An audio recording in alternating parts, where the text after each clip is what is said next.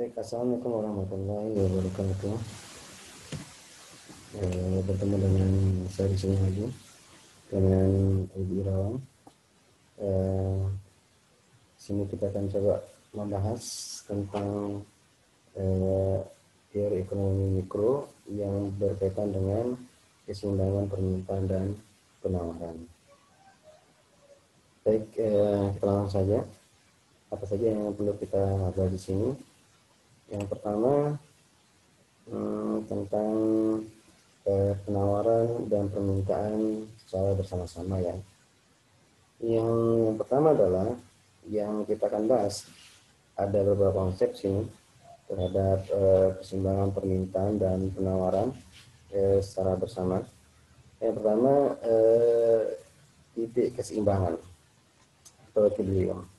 Apakah yang maksud dengan keseimbangan sini? Yang dimaksud dengan keseimbangan sini adalah situasi ketika harga telah mencapai tingkat saat jumlah permintaan barang itu sama dengan jumlah permintaan.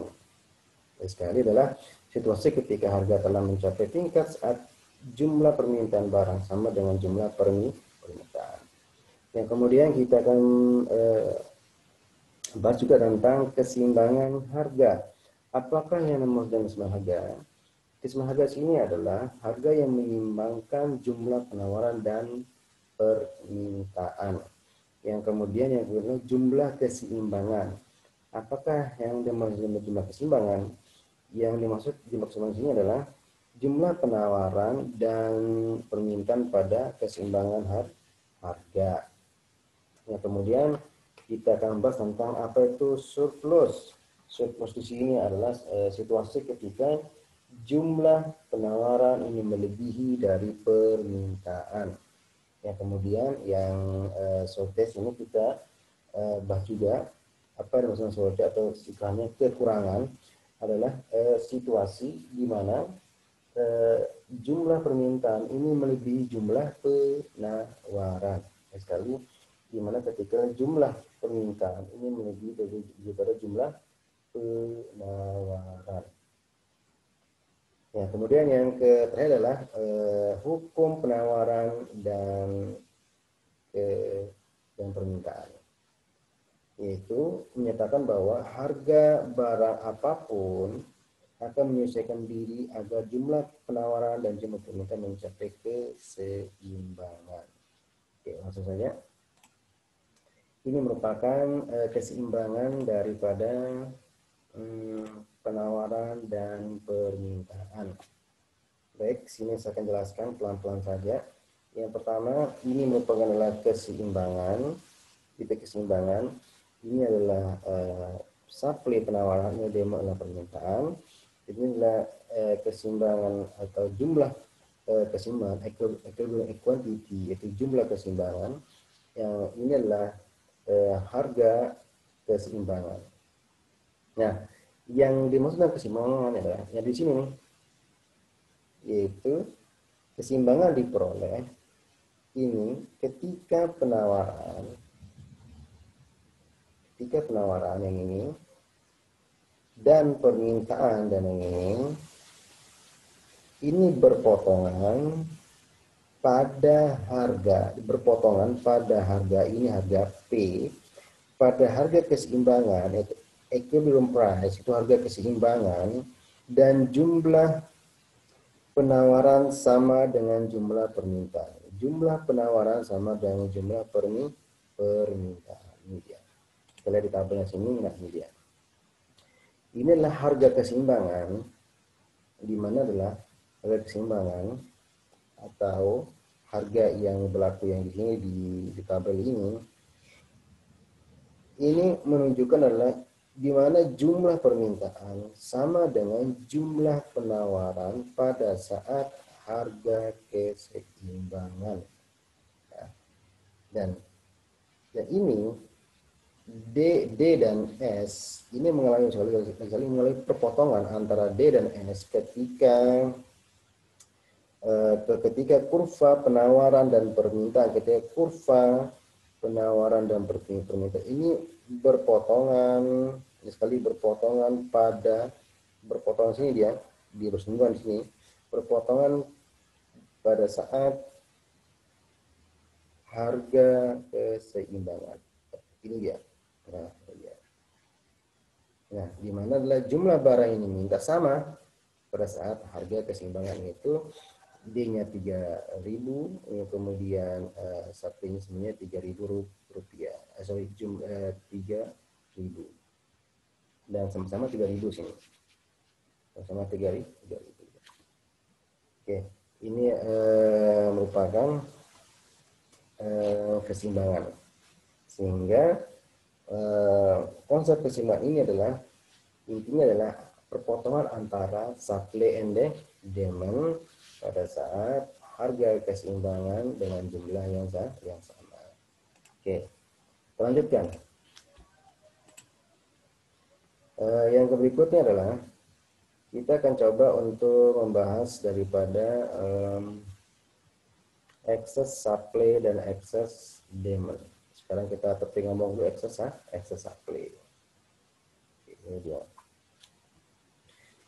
Oke, yang dimaksud dengan excess supply di sini adalah kelebihan daripada penawaran. Ada sekali kelebihan daripada penawaran. Nah, hal ini ditandai di grafik. Kita baca grafik ini secara pelan-pelan.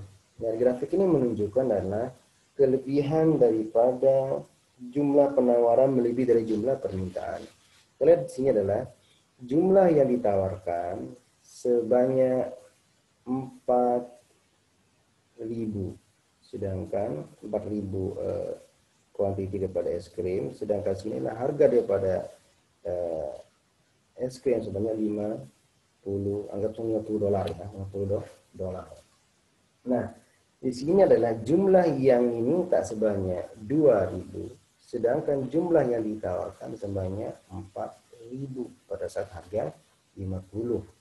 Lagi sekali adalah di sini adalah jumlah yang diminta, ini kurva permintaan kita, demand ya pelan-pelan.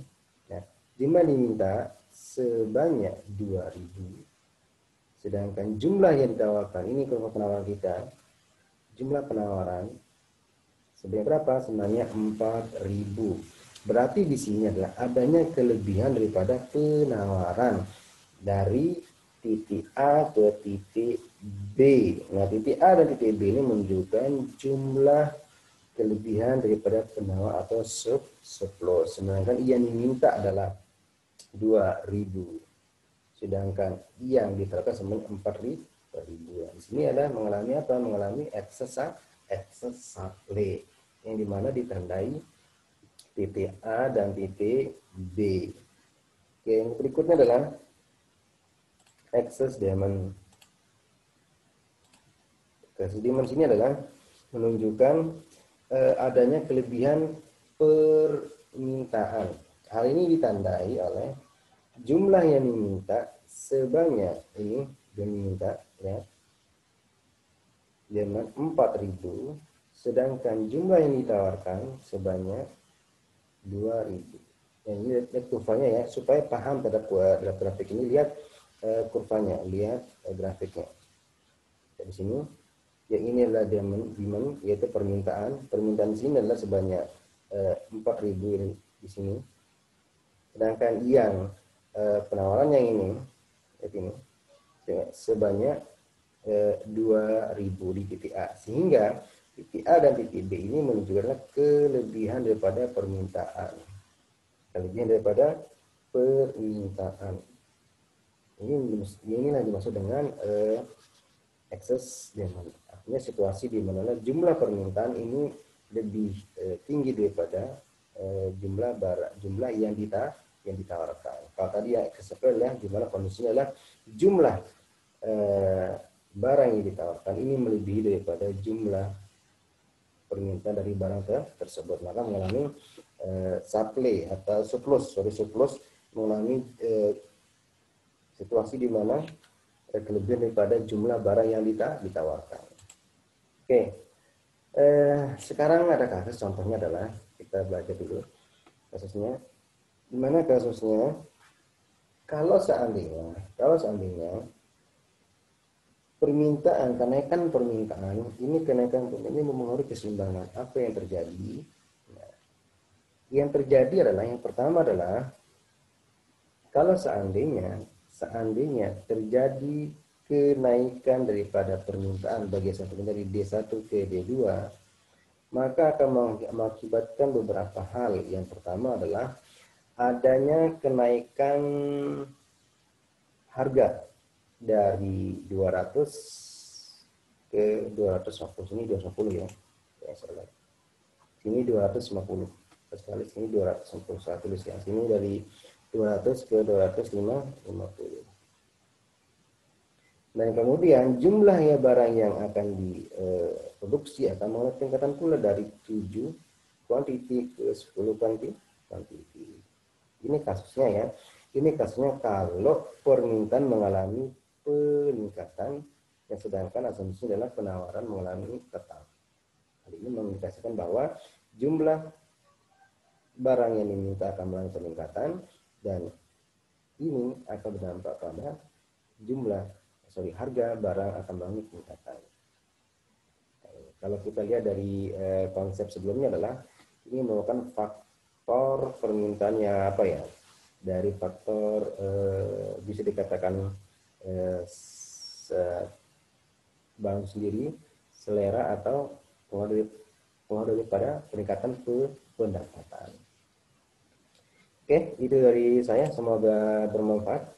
Itu merupakan penjelasan tentang secara singkat tentang keseimbangan permintaan dan penawaran di pasar. Itu terjadi ketika perpotongan antara D dan S, itu demand dan supply, pada saat harga keseimbangan. Itulah kesimpulannya adalah terjadi ketika terpotong antara D dan S pada saat pepotongan di harga keseimbangan. Kemudian kesimpulan yang berikutnya adalah excess supply dan excess demand, itulah di mana excess supply ini kelebihan dari penawaran yang ditawarkan, sedangkan excess demand adalah kelebihan permintaan suatu barang. Oke, semoga bermanfaat penjelasan yang saya singkat-singkat ini. Ini merupakan latihan. Semoga bisa dijawab dan bisa dikumpulkan via email atau via WA. Saya akhiri pertemuan yang singkat ini.